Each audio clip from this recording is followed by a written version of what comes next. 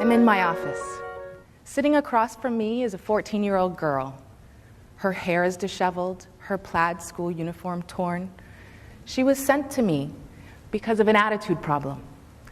And after several minutes of strained conversation, she starts telling me that about once a week, after her mother goes to bed, her stepfather creeps into her bedroom, slowly takes off all of her clothes, and has sex with her. She is sure that her mother knows, but doesn't want to believe it. Well, of course not. He's the one paying all the bills. She also has younger siblings in the house, but she doesn't think that he's troubling them yet. So we involve social services and even the police. They say they can't arrest him because of lack of evidence. He said, she said, whatever. So months go by, very little changes. Except now mother's pregnant again with his child, so now she needs him even more. They place her with another family member. But she's just too much trouble for a poor, religious, elderly woman who only knows to beat her when she runs away. And there's nowhere else for her to go. All I can do is tell her I believe her, that it's not her fault, that he's the one doing something wrong, something terribly wrong to her. The problem is, I think I'm the only one who's telling her that, who really believes that. They just want me to fix her, like that. Honestly, I try my best, but it seems nearly impossible when no one's holding the rapist accountable, and she's the one in trouble all the time. She becomes promiscuous, aggressive, she's falling way behind in school. A year goes by, and suddenly she's back in the house with him. But now she's recanted the allegations, okay? And she wants to be there at home with her family. But now, everyone seems to stop attacking her. Well, everyone but him. Okay, I just gave you a realistic snapshot of a repetitive pattern of sexual abuse in the Cayman Islands. Many people will be surprised to learn that in Kayman, our island paradise, we have social problems too. Big problems. Child sexual abuse was also the topic of my doctoral research. I explored the barriers to post-trauma growth outcomes as experienced by mental health professionals. And what I found was that these professionals, they clearly articulated that there is a hole in the bucket. Ha! I bet you were wondering where this bucket was going to come in. So, let me explain. This bucket, it represents our experience in counseling. What we put into the bucket is growth and healing. Okay? The aim is to fill the bucket to achieve lasting positive change and growth in these abused children's lives. But, and this is a big but, what if there is a hole in it? The big stuff, it's going to stay in, but the little stuff, it won't. So listen. There's a hole in my bucket, dear Liza, dear Liza. There's a hole in my bucket, dear Liza, a hole. Then mend it, dear Henry, dear Henry, dear Henry. Then mend it, dear Henry, dear Henry, mend it. That song has stuck with me since I was about 6 years old. It has haunted me my entire life, but now I know why. So this hole is pretty big, and it's causing us a lot of trouble. And it comes from systemic factors, okay? Men are socialized to objectify women and children. We have traditional and patriarchal systemic beliefs. We have denial and complicit behavior. So this hole is really big.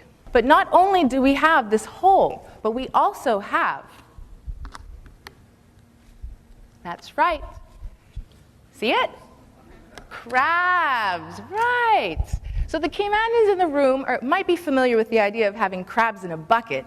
And for those of you who aren't, you see, we have crabbing season here about once a year, and we grab our buckets, and we get in our cars, and we drive all over the island, and we catch the crabs and cook them for dinner. The problem of crabs in a bucket brings up some debate, but the Kaymans in the room also know exactly what I'm talking about. Listen, Kayman is small. Top opportunities are few. That means it is a highly competitive society. We are socialized to sabotage our way up to the top of the bucket and fight for whatever it is that we want. Like every man and woman for themselves. Now listen, I don't know what it was like when the old-timers were sitting on their porches and making thatch items and stewing conch while the men were at sea. But what we've seen here since the tourism and development boom in the latter part of the 20th century has been more like social competition driven by ego and pride. So here is where each of you comes in, okay? Let's talk for a minute about ego and humility, or competition versus cooperation. Many of us want to achieve success in our lives or accomplish something great, which is why we're all here. But that ambition is driven by our egos, right? Or a desire to compete for success. And if we let that drive consume us, it can remove our sense of community or pro-social behaviors such as empathy, compassion, altruism.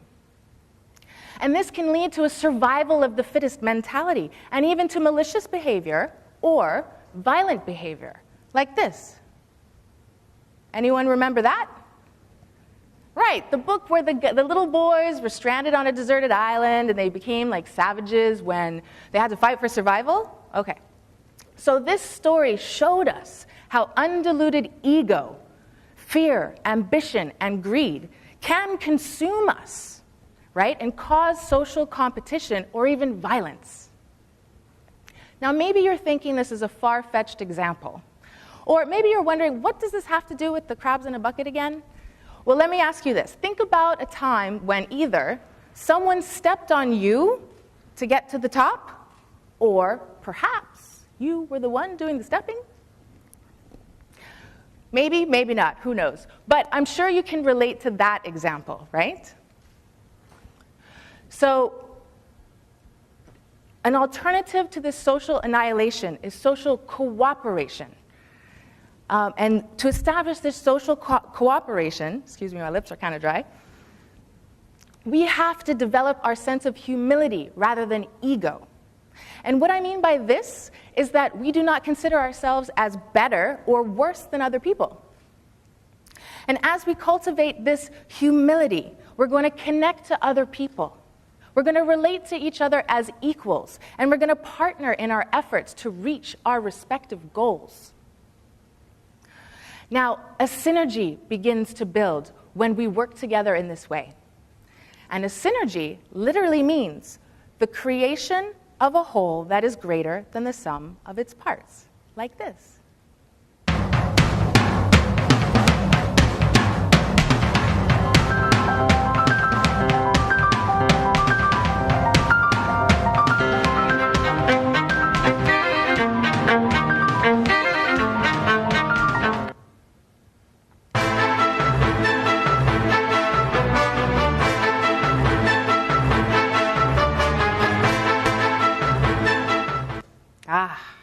So, if you're worried that your individuality will be lost, don't be. We continue to be as valuable as soloists and while in harmony with other people. Back to the bucket and the crabs and sexual abuse. So these kids are trapped. They're forced to fend for themselves and scramble to get out of the bucket, right? So sometimes they grow up to be dysfunctional adults. They didn't have the safety and the healthy, safe environment in which to heal and grow from, right? Even I survived sexual abuse. Yes, I was a crab too. And I fought really hard to get out of this bucket. And even though I found my fresh start on the other side of the bucket, I actually brought the bucket mentality with me. And I started again at the bottom of the bucket. But after a long, hard fight, I found that healing.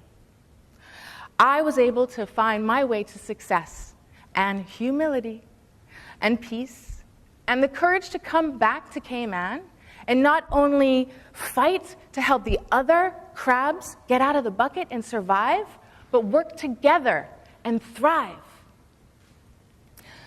So research shows, that rates of sexual abuse are at best conservative estimates.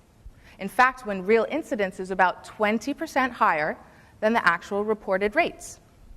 For example, in Kayman, we had our first published statistics last year, and it showed that 214 children were sexually abused last year. Well, that's the official reports to Department of Children and Family Services. And this number includes sexual abuse, incest, and defilement.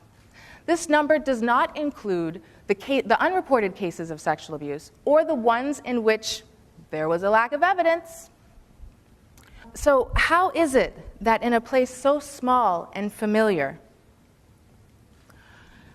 normal, average, successful, well-respected people are getting away with exploiting children?